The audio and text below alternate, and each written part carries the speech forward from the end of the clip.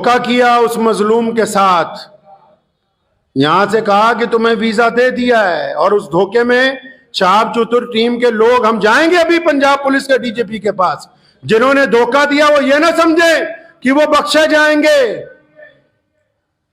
एक एक बंदे का नाम, उसके सारे फोन, उसकी डिटेलें, सब कुछ कहेंगे हम अपनी हुकूमत को।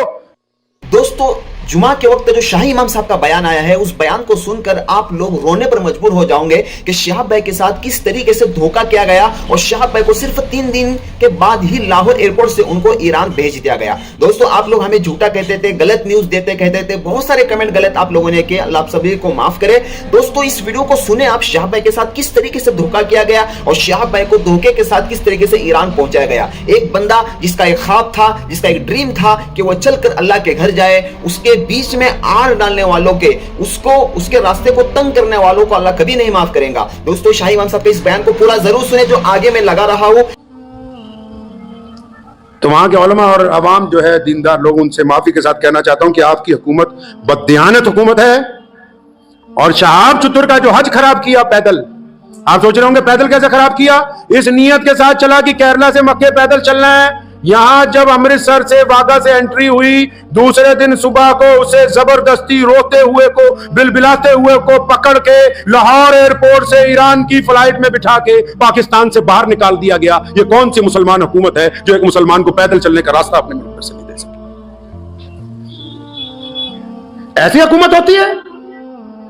इसको बोलते हैं कि डींगा हक हाँक लो इना को जिनिया, असि न्यूक्लियर पावर है जी, बंदा एक तोड़े को पैदल नहीं कट होया, शर्म ना डूब के मर जाओ। कितना करम है। मैं आप ये देखें, हम इस मुल्क में, अलग बात है जो फिरका परस्त कुछ कहते हैं, और जब कहते हैं तो उलमा उसका जवाब देते हैं, अदालतें उसमें इंसाफ करती हैं, लाखों लोग मुसलमान नमाज पढ़ते हैं, सजदे करते हैं, इज्तिमा होते हैं, एक मुसलमान को पैदल रास्ता नहीं दे सके। एक उसका कसूर क्या है जी कि वो भारत में पैदा हुआ, क्योंकि हिंदुस्तान में पैदा हुआ है जी। काश के हिंदुस्तान की भारत की सरहदें ईरान तक लगी होती तो आज ये बंदा खैरियत के साथ चलता हुआ मक्का मुकरमा अपनी उम्मीद, और जो उसने अल्लाह ताला से अपनी उम्मीद दिल लगाया कि मैं पैदल वहां तक पहुंचूंगा, आराम से चला जाता। तो इस हुकूमत ने क्या बेईमानी, इस बेईमानी में सिर्फ पाकिस्तान एम्बेसी के अफसरान नहीं, शहाब चतुर टीम के कई गद्दार शामिल हैं जो चतुर के नाम पर बिरयानियां भी खाते रहे, जेबें भी गर्म करते रहे, और बाद में घड़ियाली आंसू रो के मुसलमानों को दिखाने भी लगे। वो बेईमान यूट्यूबर गिनती के चंद ईमानदारों को छोड़ के जो सारा दिन धोखा देते हैं, बिल्कुल जैसे रसूलुल्लाह ने गेहूं की बोरी में हाथ डाला, नीचे गीला गेहूं था, जो यूट्यूबर सारा दिन झूठ बोलते हैं सिर्फ चंद चांदी के सिक्कों के लिए कि 5,000, 10,000, 50,000 आमदनी हो जाए, दबा के झूठ बोल रहे हैं। तो ये भी तो मोहम्मद रसूलुल्लाह सल्लल्लाहु अलैहि वसल्लम के उसी हुक्म में शामिल है। धोखा किया उस मजलूम के साथ, यहां से कहा कि तुम्हें वीजा दे दिया है, और उस धोखे में शहाब चतुर टीम के लोग, हम जाएंगे अभी पंजाब पुलिस के डीजीपी के पास, जिन्होंने धोखा दिया वो ये ना समझे कि वो बख्शे जाएंगे। एक एक बंदे का नाम, उसके सारे फोन, उसकी डिटेलें, सब कुछ कहेंगे हम अपनी हुकूमत को। इकट्ठी करके पता करो किस किस ने बेईमानी की है। अगर लाहौर से ईरान बाई एयर ही जाना था तो यह कौन सी इतनी मुकद्दस जमीन है लाहौर की कि हम अमृतसर से ईरान नहीं जा सकते थे? वहां कौन से बहुत बड़े मुहद्दिस बैठे हुए थे लाहौर के अंदर जिन्होंने उसे उठा के जहाज के अंदर बिठा दिया? आज भी यूट्यूबर झूठ बोल रहे हैं जी, सुभान अल्लाह, माशाअल्लाह। वो बताओ कि रो रहा है, बताओ कि बिलख रहा है, बताओ कि उसकी उम्मीदों पर पानी फेरा गया, बताओ कि उससे बेईमानी की गई, बताओ कि शहाब चतुर को धोखा दिया गया, क्यों नहीं बोलते? एक मुसलमान के साथ बेईमानी, पूरी दुनिया के मुसलमानों को धोखा, फिर ये कहना जी असी तो मुसलमाना दी सरकार है, लानत है ऐसी सरकार के ऊपर। काफिर और कहते किसको है जी?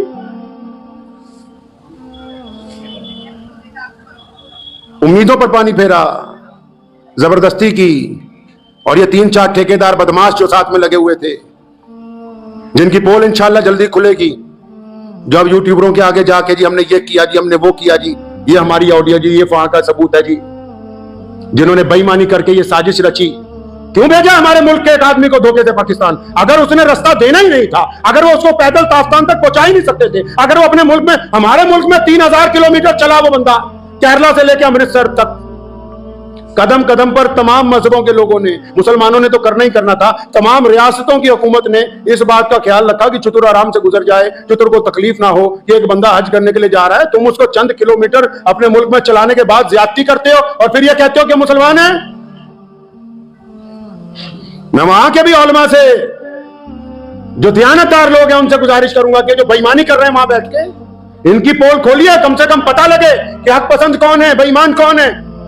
हालांकि जिस अंदाज से लाहौर के लोगों ने उसका इस्तकबाल किया वो बताता था कि अवाम के दिलों में मोहब्बत है, लेकिन जिस अंदाज से वहां की हुकूमत ने उससे जबरदस्ती करके उसे अपने मुल्क से निकाला, ये साफ तौर पे ये बात वाज़ेह है कि वो एक कमजोर हुकूमत है। उन्होंने अपने मुल्क को कमजोर किया, अपने मुल्क के अवाम की ख्वाहिशात की तकमील की परवाह नहीं की और एक हज पे जाने वाले के साथ बेईमानी की गई, धोखा किया गया है।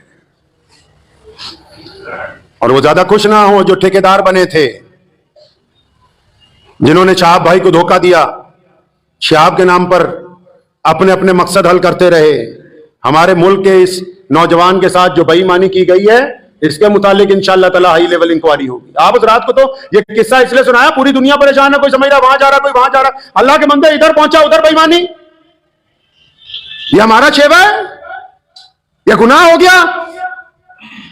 हिंदुस्तान में भारत में कुछ हो जाए, पाकिस्तान का मीडिया पूरा शोर मचा के ये हो गया जी वो हो गया। तुमने एक भारत के मुसलमान के साथ क्या किया बताओ भाई, क्या किया उसके साथ तुमने? वहां क्यों रहता हुआ गया है वहां से? वो क्यों नहीं वो पैदल चल सकता था उन सड़कों के ऊपर?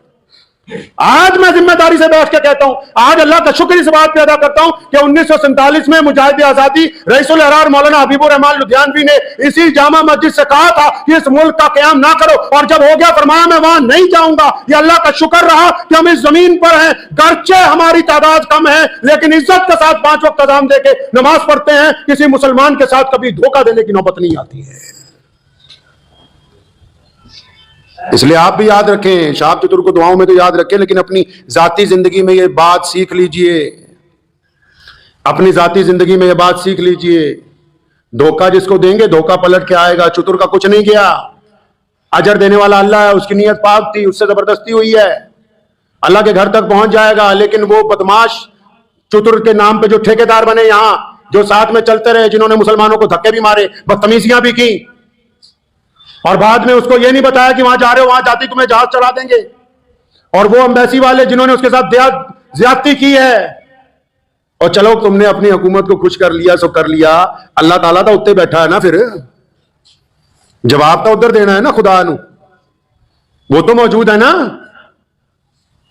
अल्लाह तबारक व तआला की जात तो देख रही है। तुमने जो बदमाशियां की हैं, उस मजलूम के साथ जो धोखा किया, बेईमानी की है, और ये यूट्यूबर जो झूठ बोल बोल के पैसे कमा रहे हैं, ये पैसा अस्पतालों में जाना है। एक हाजी के नाम पर झूठ बोल बोल के जो दौलत इकट्ठी कर रहे हो, ये काम आने वाला नहीं है। दौलत किसी का काम नहीं आई, और मेरे रसूल सल्लल्लाहु अलैहि वसल्लम ने दौलत को पसंद नहीं किया। इसीलिए आज जुमे की नमाज से पहले आज के खुतबे में यह बात आप हज़रात को बताई कि शहाब के साथ हुआ क्या। वो ईमानदारी के साथ चला, पड़ोस के मुसलमान मुल्क ने एक मुकद्दस सफर को बेईमान बना दिया, एक मुकद्दस सफर पर दाग लगा दिया। कभी कहा कि लेटर ले आओ, कभी कहा ईरान का वीजा ले आओ, कभी कहा आज चलेंगे कल चलेंगे। साथ में जितने लगे हुए थे खाने पीने वाले, उनकी तो मौज लग गई, उनको तो फायदा हो गया। वो कहते ना, चमन के वो खुद परस्त माली जिन्हें खिजार आस आ गई हो। समझ आई है शेर की नहीं आई? कहते जो चमन होता है ना बगीचा, तो कोई बागीचा जब उजड़ जाता है ना, उसमें एक माली रहता है देखभाल के लिए, उसमें एक माली होता है। चमन के वो खुद परस्त माली जिन्हें खिजार आस आ गई हो, मतलब एक बाग है बहुत बड़ा उजड़ गया, तो उसका जो देखभाल करने वाला है ना, वो कहता है भी इतना फल तो दरख्त से आ रहा है रोजाना हर सीजन में कि मेरा गुजारा हो रहा है। अगर ये बाग ठीक हो गया तो लोगों को फायदा होगा, बाग ठीक हो गया तो मालिक को फायदा होगा। चमन के वो खुद परस्त माली जिन्हें खिजार आस आ गई हो, वो क्यों कर ये दुआ करेंगे चमन में फसलें बाहर आए। मताए गुलशन कुछ ऐसी बाती, चतुर के वफादार दोस्तों ने ना उनके दामन में फूल पहुंचे ना इनके दामन में खा।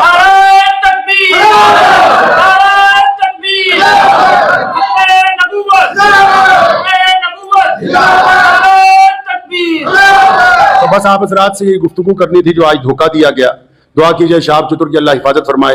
मेरे साथ मुख्तसर दुआ कर लीजिए। अल्हम्दुलिल्लाह रब्बिल आलमीन अर्रहमानिर रहीम मालिकी यौमिद्दीन इय्याका नअबुदु व इय्याका नस्तईन इहदिनस सिरातल मुस्तकीम सिरातल लज़ीना अनअमता अलैहिम गैरिल मग़दूबि अलैहिम वलद्दाल्लीन। अल्लाहुम्मा सल्लि अला मुहम्मद व अला आलि मुहम्मद कमा सल्लैता अला इब्राहीम व अला आलि इब्राहीम इन्नका हमीदुम मजीद। अल्लाहुम्मा बारिक अला मुहम्मद व अला आलि मुहम्मद कमा बारकता अला इब्राहीम व अला आलि इब्राहीम इन्नका हमीदुम मजीद। अल्लाह जी तमाम तारीफें आपके लिए हैं। अल्लाह जी आपकी इबादत करते हैं और आपसे मदद चाहते हैं। अल्लाह जी पूरी दुनिया के बीमारों पर शिफा फरमा, तंगदस्तों की तंगदस्ती दूर फरमा, परेशान हाल लोगों के लिए आसानियां पैदा फरमा। अल्लाह जी पूरे भारत पर अपना फजल फरमा, पूरे पंजाब पर अपना फजल फरमा। ए मौला करीम हमारा केरला से जो भाई चले हैं शहाब चतुर पैदल हज के लिए, मौला करीम वो पड़ोसी मुल्क में जाते ही उनके साथ ज्यादती की गई है। इलाहुल आलमीन शहाब चतुर अब ईरान पहुंच गए। ए मौला करीम उनकी जान माल इज्जत आबरू की हिफाजत फरमा।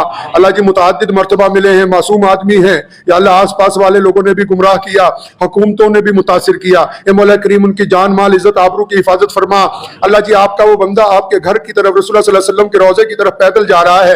ए मौला करीम हर कदम पे अच्छे लोगों का साथ अता फरमा। या अल्लाह उनकी जान माल इज्जत आबरू की हिफाजत फरमा। और या अल्लाह इस सफर में जो कमी आ गई इसको अपने फजल करम से पूरा फरमा दे और आफियत के साथ इस हज के अंदर उनकी शमूलियत को कबूल फरमा। अल्लाह जी इन मुख्तसर तरीन दुआओं को अपने प्यारे नबी हज़रत मोहम्मद रसूलुल्लाह सल्लल्लाहु अलैहि वसल्लम के सदक़े कबूल फरमाइए। अल्लाहुम्मा बारिक अला मुहम्मद व अला आलि मुहम्मद कमा बारकता अला इब्राहीम व अला आलि इब्राहीम इन्नका हमीदुम मजीद। व सल्लल्लाहु तआला अला खैरिल खल्क़ि अजमईन व बिरहमतिहि। भारत